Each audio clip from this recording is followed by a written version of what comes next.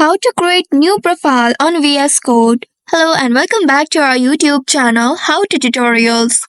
In today's video, I'm going to show you how you can create new profile on VS Code. In order to do so, first of all, you'll need to open your VS Code application on your device and make sure you are logged into your account. Once logged in, you will land on this homepage. Now here in this homepage, at the top left corner of your screen, you'll be able to see different options.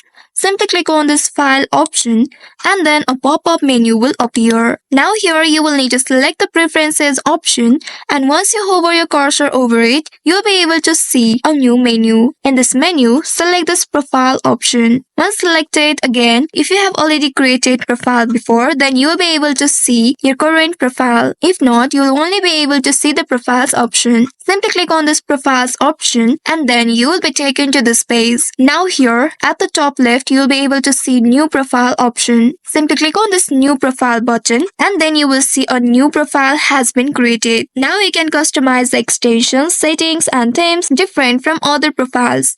Simply click on this text box that says name. Here clear the previous name and enter a new name. Once after doing that, if you'd like to customize it further, you may customize it at the very bottom. And once you are done customizing it, click on this create button right here. By doing so, you will see you have successfully created a new profile. Now you can switch between these profiles anytime via this profiles menu, or click on this file option at the very top and select the preferences option. From here, select the profile and click on one of these profiles in order to switch to them. This helps you to maintain different setups for various projects or workflows that helps to improve the productivity of the organization. So by following these steps, you should be able to create new profile on VS Code. I hope this tutorial was helpful. If yes, don't forget to like, share and subscribe to our channel. Also hit that bell icon to never miss any updates from us. Thank you for watching.